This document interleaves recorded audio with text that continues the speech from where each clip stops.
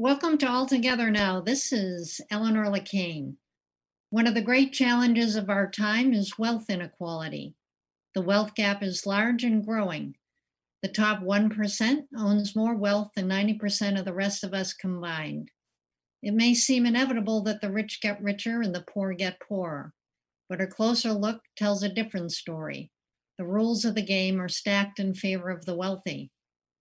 Those with wealth benefit by massive subsidies and tax breaks, not set in stone, but established in laws passed by Congress. Those laws can be changed. Both our guests today are dedicated to finding ways to increase prosperity for all. Our first guest is Amanda Fischer, Policy Director of the Washington Center for Equitable Growth. Following her will be Chuck Collins, Director of the Program on Inequality and the Common Good at the Institute for Policy Studies. First up is Amanda Fischer, Policy Director of the Washington Center for Equitable Growth. Amanda worked for more than a decade on Capitol Hill in roles for leading members of Congress, including Representative Katie Porter, Representative Maxine Waters, and Senator Sherrod Brown. Amanda Fischer, welcome to All Together Now. Thank you so much for inviting me to talk today. Yeah. So first off, how concentrated is wealth in America? So, as you said, just in your opening remarks, it is tremendously concentrated. It is at levels, not seen since the Gilded Age. And it's been on a trajectory getting worse for the last 40 years. So a recent statistic that came out from a study by the RAND Corporation showed that if we had the same distribution of income that we had right after World War II, the median household in the United States would be earning $90,000 to $100,000 per year now. Instead, the median household income just before the pandemic hit was around $50,000 a year. So there's been tremendous growth across our economy. It just has not been widely shared. Right. And you spent a lot of time on Capitol Hill. Do you think, what are the reasons why that enormous growth, and we got the world's richest country here, but why isn't that being more widely shared like it was after World War II? So, as you said earlier, I think we really need to emphasize that this is a political choice that we are making. It is not the inevitable result of globalization or technology, the robots coming to take our jobs. It is the laws that we put in place to govern how our economy operates. And in the last 40 years, we've seen a pretty concerted diminution in worker power, so the decline of unions, the decline of workplace protections, the tax code being rigged against people who work for a living versus people who get investment income for a living. We've seen the decline of antitrust policies. So companies are allowed to get larger, merge, and have combinations that make them more powerful. And then that economic power translates to the ability to hoard political power, which forms a self-reinforcing cycle as those who have money and resources are able to consolidate that into changing the rules to benefit themselves. Right. And you understood this apparently going in to work on Capitol Hill because you picked with, I would say, some of the best people in the House and the Senate who understand this and are really working hard to be champions of working families. What did you experience while you were on the Hill? What did you learn about what are we really up against here? It just would seem like most people would benefit by the kinds of changes you're talking about. And yet champions like Sherrod Brown and Maxine Waters and Katie Porter, they try valiantly and yet have kind of limited success in shaping the tax code, for example, and other policies to be more in favor of working families. What did you learn about what we're up against, and what do you think we can do to overcome it? So first, I would say I'm actually a great believer in Congress. I think it's the best institution that we have. And I think that the deep polarization among elected members of Congress reflects deep polarization among the American people. Now, certainly, the rules are stacked against working people in the halls of Congress also. We see voter suppression. We see the rise of corporate power and the ability to influence elections and get their issues heard. And we see a media that amplifies certain stories about palace intrigue or personality conflicts over the struggles that working people are facing every day.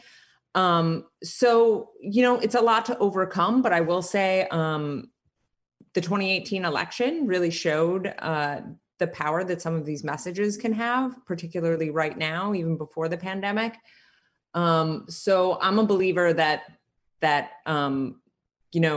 this moment, as dire as it is, as challenging as it is, it's really an opportunity to look at the systemic change that we need to make our economy and make families more resilient coming out of this pandemic.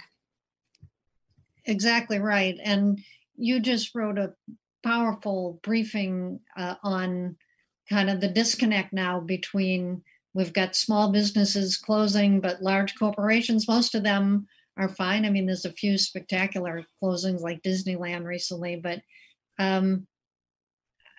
we've got this kind of disconnect where small businesses are closing, a lot of people are laid off, but the big businesses, most of them so far, have been doing well, and the stock market is at an all-time high.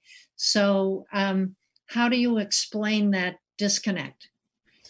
Yeah, so, Vice President Pence last night at the debate said that the United States is about to experience a V-shaped recovery, meaning that things went south really quickly, but he believes that they're going to come back really quickly as well. And that's not actually what we're seeing. We're seeing something that more closely looks like a K-shaped recovery, which means that the fates at those at the top are really diverging from the fates of everybody else. And we see this play out both at a household level and at a business level. So, wealthier households that are able to work from home have not really seen their income collapse during this pandemic. Purchases of luxury goods are up, and white Americans are doing a lot better than Black Americans and Hispanic Americans. And then on a business level, we're seeing that same bifurcation there. So companies that are able to rely on stock and bond markets in order to fund themselves, to meet their payroll, to buy supplies, are doing okay. Smaller businesses that have to rely on bank loans or are waiting for paycheck protection help from the government are doing a lot less well. In fact, 1 in 5 small businesses doesn't believe that they will be alive in the next 6 months. And in fact, we saw 11% of small businesses close even before the first of the mandatory lockdowns came down, just because demand constricted so much. But the silver lining to all of this is that public policy can stop this. There is no reason why we cannot take public health measures to keep everyone safe, and then help small businesses and help people weather the pandemic by supporting their income. Right. And fortunately, we have an election November 3rd and a chance to get some new leadership both in the White House and in Congress. We're hoping to send some more companions to Sherrod Brown and Katie Porter, get some more leading lights and champions of working people in there. But if you're so smart, you've got a great education and a lot of experience, what would you say, what are the top policies that we need to be following? When hopefully we get Democrats in control of the House and the Senate and the White House, what should we be fighting for? We have to deal with both the immediate crisis of the pandemic and the long term, as you say, the slide since World War II of more of the wealth going towards the upper tier. So what would you say we need to do right now? I mean, immediately, the public health crisis is at the center of everything. It's obviously dire because people continue to die. And it's also dire because it affects our economy. And even in states or localities that have reopened, quote unquote, people are still not going out and spending the way that they used to because they need to have confidence that they're not going to get sick.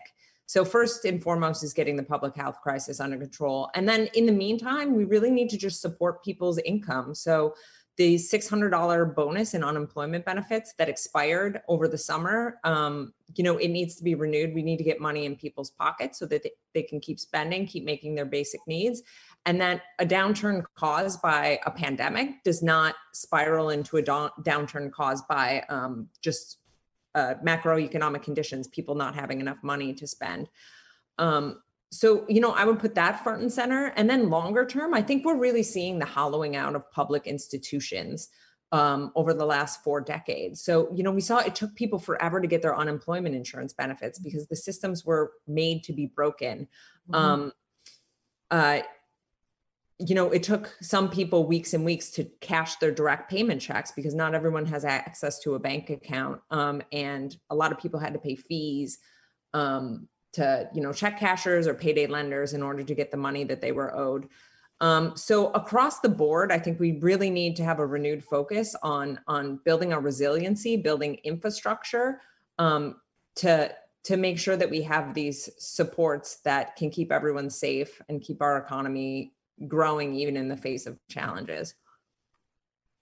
Right. That sounds like a good plan. I hope you're advising Vice President Biden.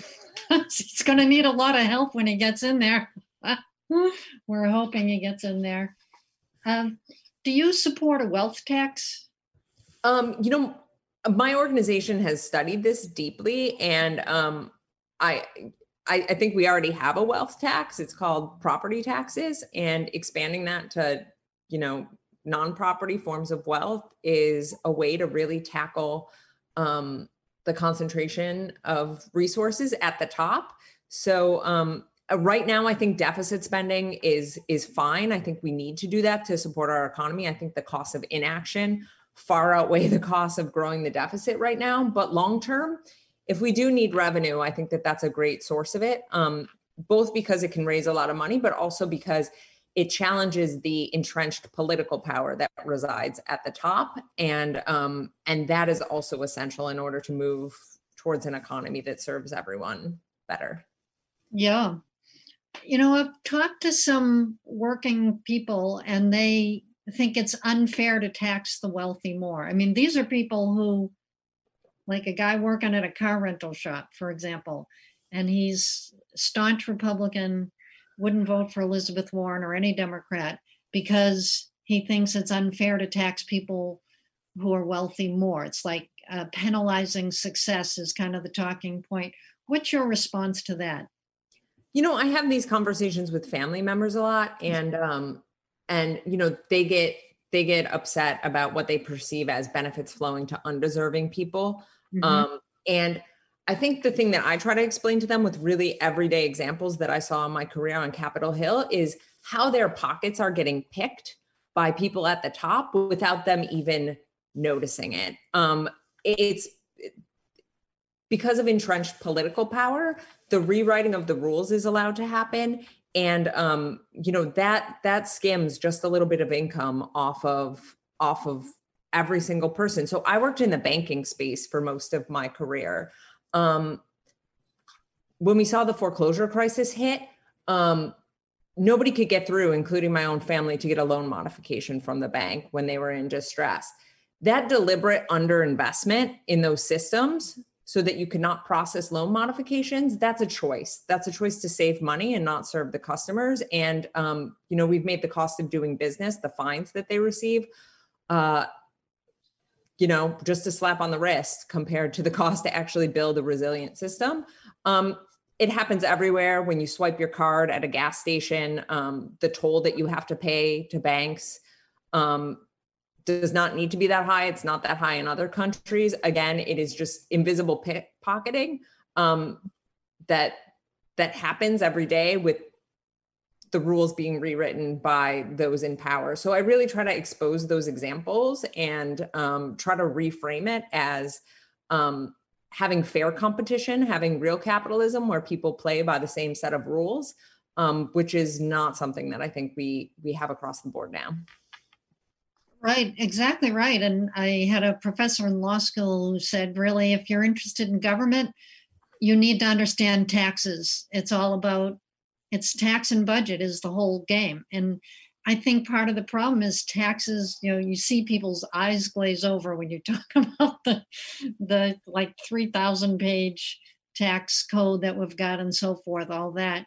And yet you have things like if we would scrap the cap on the Social Security income tax, so that, right now, whatever it is you pay, a certain percentage up to, I think it's what, 148,000 a year. But then after that, you're kind of scot free. So people who make a lot of money pay no more. People who earn a million or 5 million are paying the same towards the Social Security as someone who's earning around 150,000.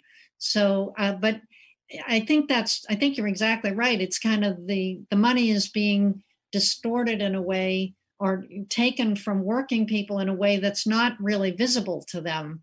So, but then they see maybe a handout to the poor, or the right wing is certainly putting that image in front of them a lot. So that's a more visible thing, and they worried, hey, I work hard for my money. So I think that, in terms of the mindset in the country, I think that's part of how the right wing Republicans have gotten away with this massive shift that I've seen since World War II, where it was a more equitable taxing system, but since 1950, more and more the tax burden has been shifted away from the wealthy corporations and the individuals onto the backs of working people. Would you agree? Yeah, and I think I'd be remiss to not describe how this is a really racialized phenomenon. So there's a lot of scholarship, a lot of people that have studied this. And as soon as African Americans gained legal access to all of our institutions, as court cases came down and, said separate but not equal was unconstitutional, we've really seen a retreat from public institutions. So it is those public institutions that built the American middle class. Our housing policy, the creation of FHA mortgages really built the suburbs. Our transportation policy built the suburbs by constructing the highway system. We had the GI Bill. Union membership was a lot stronger, but unions were highly segregated. And we've seen a real retreat from all of those public institutions that made America the economic powerhouse that it has been. And that's really come lockstep with, Black people gaining access to these institutions, and lockstep with more and more power and money being hoarded at the top. Right. Good point. And we know part of the resilience you're talking about that we need has been where in the United States it was believed you had a good idea, you put some hard work, a little bit of money, you start a business, you start employing people, you make money. But what do you see happening? What it is, it's mostly that with some big corporations, or are we kind of entering an era where a huge part of the jobs are really in the big companies? Yeah, I'm really concerned about a collapse in small business coming out of this recession, and then what our economy looks like afterwards. So we know that 1 in 5 small business owners don't expect to survive this pandemic. We know that the PPP loans that were available, the smaller of a business you are, the less likely you were to receive them. There was not enough money to go around. The money ran out in 2 weeks before Congress came back and gave more money. And we know because that money was sent through the banking system, people had to apply for banks, all the problems in the banking system in terms of discrimination and access got overlaid on top of the coronavirus pandemic. So I'm definitely concerned about that. We know that recessions are particularly hard for small business. During the Great Financial Crisis, we saw the largest number of closures in small business since the data began being collected. And now, during the COVID pandemic, we've already seen small business closures equal to the 4-year period of the Great Financial Crisis of a decade ago. So it's pretty dire now. And it's one thing I've been studying deeply is how our Federal Reserve System and some of the bailout programs that they've engineered are designed to be efficient and at scale and help buoy the stock and the bond markets. But we don't have a similar set of infrastructure to help small business. So they have to wait weeks for the money. They may not receive the money. There's a complexity tax. They need lawyers and accountants to access the money. And that imbalance is really going to make this recovery lopsided, I fear. And what we saw after the last crisis is that private equity barons came in and bought up all the single family real estate when people got foreclosed on. And now there's a lot of people that rent from private equity companies, as their form of housing. And I'm afraid we're going to see that happen again in this crisis, where a few large players that have large stashes of cash are going to be able to buy up a bunch of businesses and consolidate even further. Yeah, and it's kind of like what you talked about, it's kind of going in like that. The people who have a lot of money already can get great services, lots of attention, speedy, easy. People without money, go wait in line at the bank and no personal, customized service to help you. It's just like everything seems to go the elite at the top, and then the struggling majority is the rest of the people. And it's no longer just, maybe a bottom 10% of poor people. We're talking about, even before this COVID hit, 40% of Americans didn't have $400 to meet an unexpected expense. And, if that's 40% of Americans now, it's much higher. So it's becoming the norm to be financially struggling in America, the richest country in the world. It's just so incredibly unfair. You mentioned some things we could do about it in terms of the $600 bonus as kind of immediate money in the pockets of working people, adding to the unemployment. What would be some other specific policies that would put us on a path to recovery that's strong and broadly shared? Sure. So, I want to direct folks to our website, the Washington Center for Equitable Growth. We have a whole host of policy briefs up that describe how to build a better and fairer economy. I would just point out, we really need to improve worker power and worker voice. That includes strengthening unions, giving folks more workplace protections, and allowing workers to have self-determination over the conditions of their labor. We need to rewrite the tax code to not penalize workers' income and privilege investment income. We need to consider the distributional impact of our policies now. So because of the way the government puts out statistics, a lot of reporters will describe a thriving economy as one where our GDP was 2 or 3% last quarter, but we don't drill down to understand where that money is going. So my organization also has a program to improve the way that we measure progress so that we're actually capturing how real people are doing. And then the area that I focus on is financialization in Wall Street and breaking the power of the markets over the real economy. So there's several examples I've written about where Chipotle's stock was downgraded by Wall Street analysts because they raised their workers' pay. Or American Airlines stock was downgraded by analysts because they gave their unionized pilots a raise. And really, the market is designed to punish companies for treating workers like anything other than expendable expenses. So we really, there's a whole host of policies we can enact there to really break Wall Street's stranglehold over the real economy. That's such a great example. And we had a guest on this show not that long ago, Dr. Zeynep Ten of MIT, who you might know, and she wrote a book called The Good Jobs Strategy. And it basically said, for a company to really thrive, it's important to take good care of the workers, pay them well, treat them well. But most companies see workers as an expense and a negative thing. So, that goes to business schools and how business executives are trained. So I think there's some major changes that need to happen throughout our system. And I'm glad you're working on it. And I'm curious, you were right there in the center of everything on Capitol Hill, and yet you chose to move to a think tank. What's your thinking there? Like, do you think you're going to have more impact shaping how people think more broadly, or in the heat of the battle on the Hill? So I was on Capitol Hill 10 years. It's a really exhausting career, but incredibly rewarding. I was very lucky to work for some great members of Congress. It is not a place where you get to think your thoughts and really pause.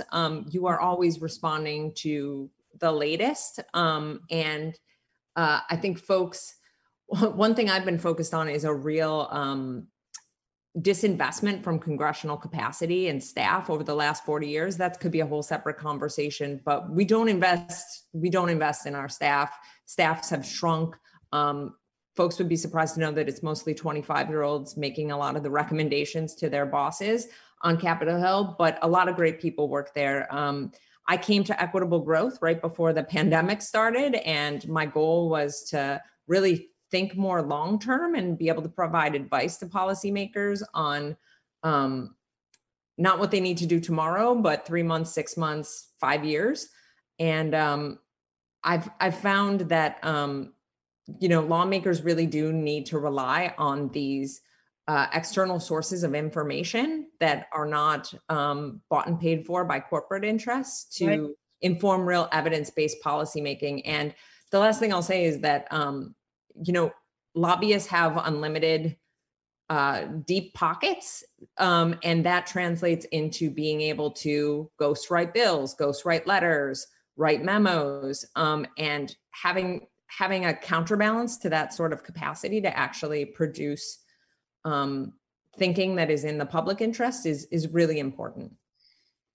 That's fantastic. I so appreciate you taking your brilliance and knowledge and putting it to work to how we make America more resilient, more strong, with more shared prosperity. So thank you for everything that you did on the Hill and everything you're doing now at the Washington Center for Equitable Growth.